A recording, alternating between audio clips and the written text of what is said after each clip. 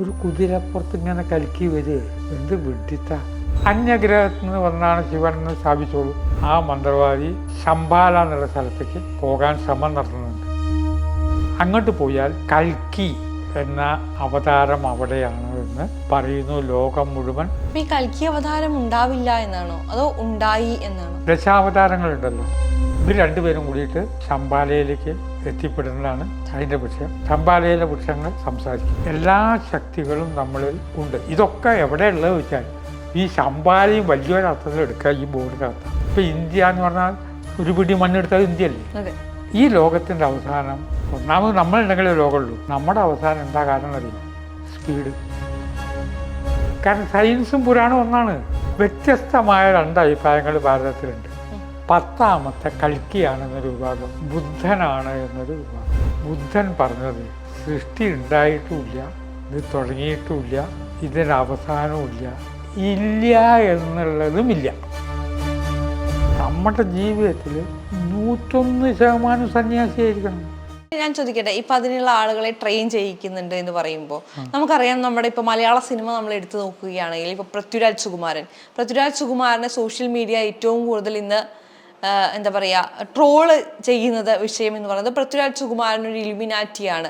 കാരണം അദ്ദേഹത്തിന് കഴിഞ്ഞ കുറച്ച് ചിത്രങ്ങൾ നമ്മൾ എടുക്കുകയാണെങ്കിൽ നമുക്കറിയാം, ഇപ്പോൾ ആദം ജോൺ എന്ന് പറയുന്ന ചിത്രം എടുക്കുകയാണെങ്കിൽ കൃത്യമായി കടുത്തച്ഛനൂട്ടിനെ കുറിച്ച് സംസാരിക്കുന്നത് നമുക്ക് കാണാൻ സാധിക്കും. അത്തരത്തിൽ ഒരുപാട് സിനിമകൾ, ഡിബുക്കിനെ കുറിച്ച് സംസാരിച്ച സിനിമകളുണ്ട്. ഇപ്പോൾ ലൂസിഫറിലാണെങ്കിലും എമ്പുരാനിലാണെങ്കിലും ഇലുമിനാറ്റിയുടെ കൃത്യമായ റെഫറൻസുകൾ, അതിൻ്റെ ലോഗോ പോലത്തെ റെഫറൻസുകൾ, അല്ലെങ്കിൽ ഒരു ബ്ലാക്കിന് ഇമ്പോർട്ടൻസ് കൊടുത്തിട്ടുള്ള ഒരു സിംബോളിസം, ഇതെല്ലാം അദ്ദേഹത്തിൻ്റെ സിനിമകളിൽ കുറച്ചു കാലങ്ങളായി കാണപ്പെടുന്നു. അതുകൊണ്ട് തന്നെ ഇദ്ദേഹത്തിന് ഇലുമിനാറ്റി എന്ന് പറയുന്ന സംഘടനയുമായി ബന്ധമുണ്ട് എന്ന തരത്തിൽ വാർത്തകളുണ്ട്. അതിൽ സത്യമുണ്ടാകുമോ? സത്യമുണ്ടാവാൻ സാധ്യതയില്ല. കാരണം എന്താ വെച്ചാൽ സത്യമുണ്ടെങ്കിൽ കുറേ കൂടി കാര്യങ്ങൾ അദ്ദേഹത്തിന് കിട്ടുമല്ലോ. വേറെ കാര്യത്തിൽ സത്യമുണ്ടെങ്കിൽ കുറേ കൂടി കാര്യങ്ങൾ അദ്ദേഹത്തിന് കിട്ടുമല്ലോ. വിദേശത്ത് ഇതിനെക്കുറിച്ച് ധാരാളം റിസർച്ച് നടക്കുന്നുണ്ട്. ഞാൻ ഇപ്പോൾ ശംബാല കൊണ്ട് മലയാളത്തിൽ ആദ്യത്തെ നോവലായിരിക്കും, പക്ഷേ വേറെ നോവലുകളും സിനിമകളും ഒക്കെ വരുന്നുണ്ട്. അപ്പോൾ ഇത്തരം സിനിമകൾ ഇവിടെ പ്രദർശിപ്പിക്കുന്നുമുണ്ട്. അതിൽ നിന്ന് പ്രചോദനം ഉൾക്കൊണ്ടാണ് ഇപ്പം മലയാളത്തിൽ എഴുതുന്നവർ വേറൊരു മലയാള കഥയിൽ നിന്ന് പ്രചോദനം ഉൾക്കൊണ്ടുകൊണ്ടല്ല അവരെഴുതുന്നത്. ഇതേമാതിരി അന്യഗ്രഹങ്ങളിൽ നിന്ന് വരികയാണ്.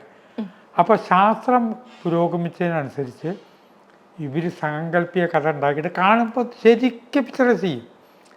അതിൻ്റെ സ്വാധീനമാണ് ഇവിടെ വരുന്നത്. അപ്പോൾ ഇദ്ദേഹത്തിന് ഉണ്ടായിട്ടുള്ള സ്വാധീനം പുതിയ തലമുറയിലത്തെ പല കഥാകൃത്തുക്കൾക്കുള്ള സ്വാധീനം. ഇപ്പോൾ ഹിറ്റായിട്ടുള്ള പല സിനിമയുടെയും കഥ കേരളീയമല്ല, അത് വേറെ ഭാഷയിൽ വന്നതാണ്. അത് പണ്ടേ ഉണ്ട്, വേറെ ഭാഷയിൽ വന്ന കഥ. പണ്ട് സത്യമുള്ള കാലത്ത് ഒരു പെണ്ണിൻ്റെ കഥ എന്ന് തോന്നുന്നുണ്ട്, ഒക്കെ വേറെ ഭാഷയിൽ വന്നതാണ്. ഇവിടുത്തെ നഗരമേ നന്ദി, ആ കഥകളൊക്കെ അങ്ങനെ വന്നതാണ്. അതിലൊരു തെറ്റ് പറഞ്ഞുകൂടാ, പക്ഷേ എങ്കിലും അതിനെ ഒന്ന് മലയാളവൽക്കരിക്കാനുള്ള കാര്യങ്ങളുണ്ട്. നമ്മൾ ഹിമാലയം പോയാലും ഇതിനെപ്പറ്റി വായിച്ചാലും പഠിച്ചാലും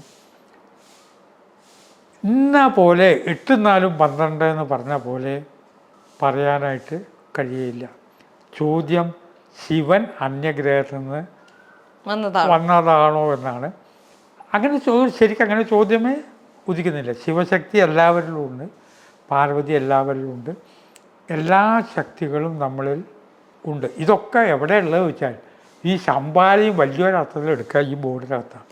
ഒക്കെ ഇപ്പം ഇന്ത്യ എന്ന് പറഞ്ഞാൽ ഒരു പിടി മണ്ണെടുത്താൽ ഇന്ത്യയല്ലേ, മാങ്കാവ് ലേശം മണ്ണെടുത്താൽ ഇന്ത്യയല്ലേ. അപ്പം നമ്മളൊരു ഉത്തരം അങ്ങനെ കിട്ടിയേ തീരൂ. 8 7 15 അങ്ങനൊരു ഉത്തരം ഇതിൽ കിട്ടൽ നടക്കുന്ന കാര്യം അല്ല. പ്രത്യേകിച്ചും ഇത് അതിസൂക്ഷ്മമാണ്. എൻ്റെ കഥാനായകന് കുറച്ച് പ്രാരാബ്ധ കർമ്മങ്ങൾ ഈ ജീവിതത്തിൽ ബാക്കിയുണ്ട്. അതുകൊണ്ട് നീ ശംബാലയിലേക്ക് ആ പ്രാരാബ്ധ കർമ്മങ്ങളൊക്കെ കഴിഞ്ഞ് അങ്ങോട്ട് വാ എന്നൊരു ശക്തി പറയുകയാണ്. വഴിയിൽ വെച്ചിട്ട് എന്നെപ്പോലെ തന്നെ ഒരു കൂട്ടുകാരി കിട്ടും, ഇന്ദു എന്നാണ് പേര്. അവളെയും കൂട്ടിയിട്ട് അങ്ങോട്ട് വരണം എന്ന് പറഞ്ഞു. ഒന്നാമത് അങ്ങനെ വരുമ്പോഴേ നോവലിനൊരു സൗന്ദര്യം കിട്ടുള്ളൂ, അല്ലെങ്കിൽ പുസ്തകം ആരും വായിക്കില്ല. കഥയിലേക്കൊരു ഹിന്ദു വരാനുണ്ടെന്നുള്ള പറഞ്ഞു. യഥാർത്ഥ ജീവിതത്തിൽ ഒരു ഹിന്ദു ആവണമെന്നില്ല, വേറൊരു പുരുഷനാണെങ്കിൽ കഥയ്ക്ക് രസമില്ല. അങ്ങനെ ഇയാളുടെ അച്ഛനമ്മമാരെ കുറിച്ച് അധികമൊന്നും പറയുന്നില്ല. ഹിമാലയത്തിലൂടെയാണ് ഇയാൾ നടക്കണമെന്ന് തോന്നാം. ഹിമാലയത്തിൽ ഇന്ന സ്ഥലം എന്ന് പറയുന്നില്ല. അവിടെ ഒരിടത്തെത്തിയപ്പോൾ അവിടുത്തെ നാട്ടുരാജാക്കന്മാരുടെ ഒരു കുടുംബത്തിൽ ഒരു മന്ത്രവാദിയുണ്ട്. ആ മന്ത്രവാദി ശംബാല എന്നുള്ള സ്ഥലത്തേക്ക് പോകാൻ ശ്രമം നടത്തുന്നുണ്ട്. തെറ്റായ വഴി കൂടെയാണ് പോകാൻ ശ്രമിക്കുന്നത്. പക്ഷെ അത് പരാജയപ്പെടും. അതിന് കാവക്കാരുണ്ട്. ആ കാവക്കാരൻ അവിടുന്ന് എടുത്ത് എറിയും. അങ്ങോട്ട് പോയാൽ കൽക്കി എന്ന അവതാരം അവിടെയാണ് എന്ന് പറയുന്നു. ലോകം മുഴുവൻ പറയുന്നു. പക്ഷെ നമ്മൾ ആലോചിക്കണം, കൽക്കി എന്ന് പറഞ്ഞാൽ എന്താ? അങ്ങനെ ഒരു അവതാരം, ഒരു കൽക്കി എന്ന് പറഞ്ഞ ആൾ, അങ്ങനെയൊക്കെ നമ്മുടെ മനസ്സിലെ സങ്കല്പം. ഈ കൽക്കി അവതാരം ഉണ്ടാവില്ല എന്നാണോ അതോ ഉണ്ടായി എന്നാണോ? ദശാവതാരങ്ങളുണ്ടല്ലോ. അതെ. ആദ്യം മത്സ്യത്തിൽ നിന്ന് തുടങ്ങി. മത്സ്യം എന്ന് പറഞ്ഞാൽ പരമാണു, സൂക്ഷ്മം എന്നാണ് അർത്ഥം. അങ്ങനെ പരിണമിച്ച് മത്സ്യം, കൂർമ്മം, വരാഹം, നരസിംഹം, വാമനൻ, പരശുരാമൻ, ശ്രീരാമൻ അങ്ങനെ വരികയാണ്. സമ്പൂർണമായിട്ടുള്ള അവതാരം കൃഷ്ണനാണ്.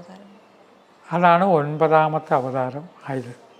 അങ്ങനെ പറയുമ്പോൾ 9 എന്ന് പറയുന്ന സംഖ്യ, അതാണ് ലോകത്തിലെ ഏറ്റവും വലിയ സംഖ്യ. 9ആണ്. 9ലും വലിയ സംഖ്യ ഇല്ല. പിന്നെ 0 ചേർക്കുന്നത് ഭാരതീയർ കണ്ടുപിടിച്ച് 9 വരെ ഉള്ളൂ. അത് കഴിഞ്ഞാൽ പിന്നെ എങ്ങോട്ടാ പോവുക? ഇപ്പോൾ നേരത്തെ പറഞ്ഞു വൃക്ഷത്തിൻ്റെ ആഹാരമാണ് മനുഷ്യൻ. ഇതിങ്ങനെ കഴിച്ചുകൊണ്ടിരിക്കുക. അപ്പം അതിന് ശേഷം ഒരു പോക്ക് പോകണം. അപ്പോൾ വ്യത്യസ്തമായ 2 അഭിപ്രായങ്ങൾ ഭാരതത്തിലുണ്ട്. 10ാമത്തെ കൽക്കിയാണെന്നൊരു വിഭാഗം, ബുദ്ധനാണ് എന്നൊരു വിഭാഗം. 2 വിശ്വാസങ്ങളാണ്. അവസാനത്തെ വിശ്വാസം എന്നല്ലാതെ പറയാൻ പറ്റില്ല. വിശ്വാസം അല്ലാതെ അത് നമുക്ക് തെളിയിക്കാൻ പറ്റുമോ? ബുദ്ധനെ വിളിക്കാൻ പറ്റുമോ? ബുദ്ധൻ, ആയിരക്കണക്കിന് ബുദ്ധന്മാരുണ്ടായിട്ടുണ്ട്. സിദ്ധാർത്ഥ രാജകുമാരനെയാണ് നമ്മളിപ്പോൾ തൽക്കാലം ബുദ്ധൻ എന്ന് വിളിക്കുന്നത്. തൽക്കാലം നമ്മൾ പറയുന്ന ബുദ്ധൻ സിദ്ധാർത്ഥ രാജകുമാരനാണ് ബുദ്ധൻ. ബുദ്ധൻ പറഞ്ഞത് സൃഷ്ടി ഉണ്ടായിട്ടുമില്ല, ഇത് തുടങ്ങിയിട്ടുമില്ല, ഇതിനവസാനവുമില്ല, ഇല്ല എന്നുള്ളതുമില്ല. ഇതാണ് ബുദ്ധൻ. ഇതൊക്കെ മിഥ്യകളാണോ അപ്പോൾ? അല്ലേ? നമ്മൾ എന്ത് കണ്ടിട്ടാ ഓരോന്ന് തുടക്കം നമുക്കല്ലേ? നമ്മളുണ്ടാക്കിയ ടൈമും കലണ്ടറും അല്ലേ? ശങ്കരാചാര്യർ ഏറ്റവും മഹാനായി നിൽക്കാൻ കാരണം എന്താ അറിയോ? ശങ്കരാചാര്യർ പറഞ്ഞു സൃഷ്ടി തുടങ്ങിയിട്ടില്ല, ഉണ്ടായിട്ടില്ല എന്ന്. ആരംഭം എപ്പോഴാണ്? നമ്മൾ കാണുന്ന എല്ലാത്തിനും ആരംഭമുണ്ട്, പക്ഷെ എല്ലാത്തിനും വേണമെന്നില്ല. അനാദി. അപ്പം 10ാമത്തെ ബുദ്ധൻ എന്നുള്ളത് വിശ്വസിക്കാവുന്നതാണ്. ശരി. ഞാൻ അങ്ങനെ ശരിയുടെ ഒരു ഭാഗം പറയുന്ന ആളല്ല. കാരണം ഞാൻ അപ്പുറത്തേയും വായിക്കും. ഞാനധികം സയൻസ് സബ്ജക്റ്റാണ് വായിക്കുക. കാരണം സയൻസും പുരാണവും ഒന്നാണ്, ഇതിനെതിരൊന്നല്ല. കൽക്കി എന്ന് പറഞ്ഞ് ശരിയാന്ന് പറയാൻ കാരണം എന്താ അറിയോ? കൽക്കി 4 കാലുള്ള ഒരു കുതിരപ്പുറത്താണ് ലോകാവസാനത്തിന് വരിക. ഒരു കുതിരപ്പുറത്ത് ഇങ്ങനെ കൽക്കി വരേ, എന്ത് വിഡിത്ത. കുതിര എന്ന് പറഞ്ഞാൽ എന്താ അറിയോ? കുതിക്കുന്നത് കൂട്ടണം തിര, ഹോഴ്സ് പവർ എന്ന് പറയും. കുതിക്കുന്ന ഹോഴ്സ് പവർ. അപ്പോൾ ഏത് കാര്യം നമ്മൾ വിലയിരുത്താൻ ഹോഴ്സ് പവർ വെച്ചിട്ടാണ് വിലയിരുത്തുക. അതാണ് കുതിര എന്ന് പറയാൻ കാരണം. അല്ലാതെ ഈ പറയുന്ന കുതിരയല്ല. കൽക്കി എന്ന് പറഞ്ഞ അർത്ഥം കുതിരയുടെ മറ്റൊരു കാര്യമാണ് സ്പീഡ്. സ്പീഡിനെ വിളിക്കുന്ന പേരാണ് കുതിര. ഈ ലോകത്തിൻ്റെ അവസാനം, ഒന്നാമത് നമ്മളുണ്ടെങ്കിലേ ലോകമുള്ളൂ. നമ്മുടെ അവസാനം എന്താ കാരണം എന്നറിയോ? സ്പീഡ്. സ്പീഡ് കൂടി കൂടി കൂടി പ്രഷറിന് ഗുളിക കഴിച്ചിട്ട് എറണാകുളത്ത് എത്താൻ 1/2 മണിക്കൂർ കൊണ്ട് എത്തിയാലും പോരാ. അയ്യോ, എറണാകുളത്ത് എത്താൻ കോഴിക്കോട് 1/2 മണിക്കൂറായി, 15 മിനിറ്റിനുള്ളിൽ എത്തിയാൽ മതിയാവുമോ? ഇല്ല.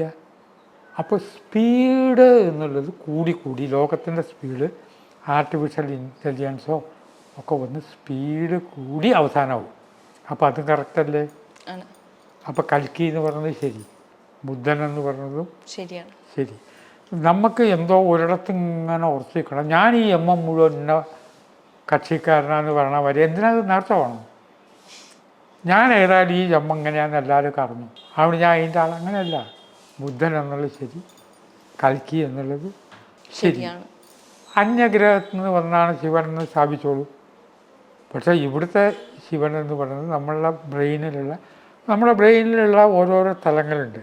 നെഗറ്റീവിനെ പോസിറ്റീവാക്കുന്ന ഭാഗങ്ങളുണ്ട്. രമണകദ്വീപ് കാളിയനോട് അങ്ങോട്ട് പോയിക്കൊള്ളാൻ പറഞ്ഞു. കനത്ത ദുഃഖം വരുമ്പോൾ നമ്മൾ അതിനെ രമണകദ്വീപിലേക്ക് മാറ്റും. അതാണ് ശംബാല എന്ന് പറഞ്ഞാൽ. ഒറ്റയ്ക്കിങ്ങനെയാണ് എഴുതിയെടുത്തോ നമ്മൾ പറഞ്ഞത് ശരിയല്ല. ഒരു ഗ്രന്ഥത്തിലും ഞാൻ എഴുതിയ ശംബാല എന്ന നോവൽ വായിക്കാൻ രസമുണ്ടാവും. അവസാനം ഇതിലെ നായകന് പേരില്ലാത്തതുകൊണ്ട് വേറെ ആരോ ജീവൻ എന്ന് വിളിച്ചു. അപ്പോൾ എനിക്ക് എഴുത്തുകാരൻ്റെ സൗകര്യത്തിന് വേണ്ടി അതിന് ജീവൻ എന്ന് പേരിട്ടു. ഇന്ദു എന്ന് കൊണ്ട് വരുത്തി. അവിടെ ഒരു കുടുംബത്തിൽ വളർന്ന പെൺകുട്ടിയാണ്. ചെറുപ്പം മുതലേക്ക് അവളുടെ സ്വഭാവമൊക്കെ മാറ്റാൻ. ഇവൻ്റെ സ്വഭാവമാരല്ല, വേറെ എവിടേക്കോ വേണ്ടി തൻ്റെ ജന്മം സൃഷ്ടിച്ച പോലെയാണ് ഇന്ദുവിൻ്റെ വിചാരം. ഇവർ രണ്ടുപേരും കൂടിയിട്ട് ശംബാലയിലേക്ക് എത്തിപ്പെടുന്നതാണ് അതിൻ്റെ വിഷയം. അതിൽ അനവധി കാര്യങ്ങൾ പറഞ്ഞിട്ടുണ്ട്. സംസാരിക്കുന്ന വൃക്ഷങ്ങൾ ഉണ്ട്. ശംബാലയിലെ വൃക്ഷങ്ങൾ സംസാരിക്കും. നമ്മളുടെ വൃക്ഷങ്ങളോട് വർത്താനം പറയുന്നത് ഇപ്പോഴും ഉണ്ട്. ആദ്യം മൂലയ്ക്ക് എനിക്കിതിലൊക്കെ ഒരു താല്പര്യം ഉണ്ടായതുകൊണ്ട് നോവലെഴുതും, കഥ എഴുതും.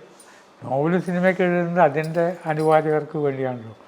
പക്ഷേ നമുക്ക് പ്രത്യേകിച്ച് ഒരു ലോകമുണ്ടായതുകൊണ്ട് ഇതിനോടൊക്കെ ഒരു താല്പര്യം ഉണ്ടായതുകൊണ്ട് കുറേ കാലം പ്രകൃതി ചികിത്സ പഠിക്കാനായിട്ട് ഒരു ഗുളികയില്ലാതെ രോഗം മാറ്റാമെന്ന് എനിക്ക് ധൈര്യം ഉണ്ടാക്കാൻ ചെറിയ കാര്യമാണോ? ഒരിക്കലുമല്ല. അത് പരീക്ഷിക്കാമല്ലോ. ഒരു ഗുളികടി ആവശ്യമില്ല. ഞാൻ ഇതുവരെയും ഗുളിക കഴിച്ചിട്ടില്ല. അത് വലിയൊരു അങ്ങനെ പോലെ. പക്ഷെ അവിടെയാണ് പ്രശ്നം വരുന്നത്. ഇപ്പം നമ്മൾ റേക്കി പോലെയുള്ള ഹീലിംഗ് തെറാപ്പികൾ എടുക്കുകയാണെങ്കിൽ ഇത് പരിശീലിച്ചിട്ട് വന്ന് ഇത് പ്രയോഗിക്കുന്നവരുടെ എണ്ണം ഇന്ന് കുറവാണ്. എളുപ്പമല്ല. കാരണം യൂട്യൂബ് നമ്മൾ എടുത്ത് നോക്കിക്കഴിഞ്ഞാൽ നമുക്ക് കാണാം എത്ര 2 മണിക്കൂറിൽ റേക്കി പഠിക്കാം, അതല്ലെങ്കിൽ 2 ദിവസത്തിൽ പഠിക്കാം. അപ്പൊ അതിന് കൃത്യമായി വേണ്ട ചിട്ടകൾ പാലിക്കുന്നവർ എത്ര പേരുണ്ട്? എത്ര ചിട്ടകൾ വേണം? നമ്മുടെ ജീവിതത്തിൽ 101% സന്യാസിയായിരിക്കണം. ചെറിയ കാര്യമല്ല. ഇന്നത് സാധിക്കുമെന്നുള്ളതാണ്. അതിനൊന്നാമത് ഇതൊക്കെ അറിയുന്നവരാകെ എത്ര പേരുണ്ട്? കേരളത്തിൽ ഒന്നും 2 ആൾ 3 ആൾ എത്ര ഉണ്ടാവുള്ളൂ. അപ്പം റെക്കി എന്ന് പറഞ്ഞാൽ റെക്കിയൊക്കെ പവറിലാണ് അൽഫാമൈറ്റ് പവർ. നമ്മൾ സങ്കല്പിക്കുന്നത് പ്രാവർത്തിയാക്കുക. അത് മാനിഫെസ്റ്റേഷൻ്റെ ഭാഗമാണ്. കൽപ്പനായോഗം എന്നാണ് പറയുക. നമ്മൾ സങ്കല്പിച്ചാൽ അത് നടക്കും. ഈ മാനിഫെസ്റ്റേഷൻ തന്നെയല്ലേ നമ്മൾ ദൈവത്തോട് പ്രാർത്ഥിക്കുമ്പോൾ നടക്കുന്നത്? അതെ. നമ്മൾ പറയാറുണ്ട് ദൈവത്തിൻ്റെ അടുത്ത് പോയി പരാതികൾ പറയരുത്, അല്ലെങ്കിൽ നെഗറ്റീവായിട്ട് പറയരുത്, കാരണം നമ്മളത് മാനിഫെസ്റ്റ് ചെയ്യുന്നത് പോലെയാണ് എന്ന് പറഞ്ഞു കേട്ടിട്ടുണ്ട്. അത് ശരിയാണോ? പരാതി പറയരുത് എന്ന് പറയാൻ കാരണം പരാതി എന്ന നെഗറ്റീവ് നമ്മളിൽ ഒന്നും കൂടി ഉറയ്ക്കും. അതുകൊണ്ടാണ് പരാതി പറയരുത് എന്ന് പറയണത്. ഞാൻ എന്തൊക്കെ തോന്നിയാസാണ് പറഞ്ഞതെന്നുള്ളത് ഒന്ന് പറഞ്ഞു കൊടുക്കുമെന്ന് പറയുമ്പോൾ എന്തായി? ഞാൻ പറഞ്ഞ തോന്നിയാസം ആദ്യം കേട്ടത് ഞാൻ, രണ്ടാമത് കേട്ടത് വേറെ ആള്. ആ ആളുകളൊക്കെ ഒന്നോ കൂടി ഉറച്ചു. പക്ഷെ സാധാരണഗതിയിൽ നമ്മളെ പ്രയാസങ്ങളോ പ്രശ്നങ്ങളോ പറഞ്ഞാൽ പ്രാവർത്തികം ആകും. കേരളത്തിലെ ദക്ഷിണേന്ത്യയിലെ ഒരു ദേവാലയത്തിൽ നന്ദികേശൻ്റെ ഒരു പ്രതിമയുണ്ട്.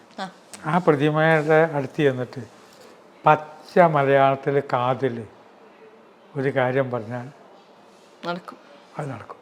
അങ്ങനെ. പക്ഷേ ഈ നന്ദികേശൻ്റെ ചെവിയിൽ നമ്മൾ കഥ പറയും അല്ലെങ്കിൽ കാര്യം പറയുന്നത് നമ്മൾ കണ്ടിരിക്കുന്നത് ഒരു ചെവി പൊത്തി ഒരു ചെവിയിലൂടെയാണ് കാര്യം പറയാറുള്ളത്. അത് ശിവന്റെ അടുത്തേക്ക് പോകും, അവിടെ പറയും, ശിവനോട് പറഞ്ഞ് നമ്മുടെ കാര്യം നടത്തി തരുമെന്നാണ്. പക്ഷെ നന്ദിയെ തൊടാൻ പാടില്ല എന്ന് പറയുന്ന ഒരു വിശ്വാസം നമ്മുടെ നാട്ടിൽ നിലനിൽക്കുന്നുണ്ട്. നന്ദിയെ തൊടാൻ പാടില്ല, അതിനിപ്പോൾ ആ ചെവിയിൽ നമ്മളിങ്ങനെ പിടിക്കണമെന്നില്ലല്ലോ.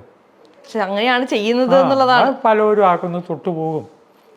അതിപ്പോൾ ഈയിടെ വളരെ ടെൻഷൻ അനുഭവിക്കുന്ന ഒരു സ്ത്രീ എൻ്റെ കൂടെ വന്നപ്പോൾ ഉള്ളിൽ വല്ല ആഗ്രഹമുണ്ടെങ്കിൽ പഠിപ്പോട്ട് പച്ച മലയാളത്തിലാണ് പറഞ്ഞോളൂ എന്ന്. പോണില്ല. 2-3 തവണ പറഞ്ഞപ്പോൾ നന്ദികേശൻ അവിടെ അടുത്ത് തന്നെയാണ്. ഒരാളും കൂടി വരുമോ ഒന്ന് അതുവരെ കൂടെ എൻ്റെ വൈഫിനെയും കൂട്ടി. അപ്പം അതിലൊരു വിശ്വാസമില്ലായ്മയുടെ പ്രശ്നമുണ്ട്. അപ്പം നിമിത്ത ശാസ്ത്രമനുസരിച്ച് അതിന് നടക്കില്ല. നമ്മൾ ഏതൊരു കാര്യത്തിലൊരു നിമിത്തമുണ്ട്. പരീക്ഷ ജയിക്കുകയോ തോൽക്കുകയോ എന്നുള്ളതിലൊക്കെ ഈ രോഗം എന്നെയും കൊണ്ടേ പോളൂ അങ്ങനെ പറയരുത്. അതാണ് ഏറ്റവും കുഴപ്പം. ക്യാൻസർ എന്നുള്ളൊരു സൂക്കടുണ്ടെന്നാണ്ട് പറഞ്ഞുണ്ടാക്കി ഒക്കെ നിങ്ങൾ നിശ്ചയിച്ചു, നിങ്ങൾ അതിന് പേരിട്ടു, അതിന് മരുന്നില്ല നിങ്ങൾ നിശ്ചയിച്ചു, പിന്നെ എങ്ങനെ അതിന് സ്പെഷ്യലിസ്റ്റ് ഉണ്ടാവുക? ഒക്കെ നിങ്ങൾ നിശ്ചയിച്ചു. ഇത്രയും വിശ്വാസം കിടക്കുകയാണ്. അപ്പം അതും എടുത്തു മാറ്റങ്ങൾ കുറേ പണിയുണ്ട്. നിങ്ങളിട്ട പേരല്ലേ ക്യാൻസർ എന്നൊക്കെ. അപ്പം യഥാർത്ഥത്തിൽ ഒരു യോഗിക്ക് തുല്യമായ വ്യക്തി ഇത് ചെയ്യുമ്പോൾ, റെക്കി ചെയ്യുമ്പോൾ അതിന് ശക്തി കിട്ടും, ശാപത്തിനും ശക്തി കിട്ടും.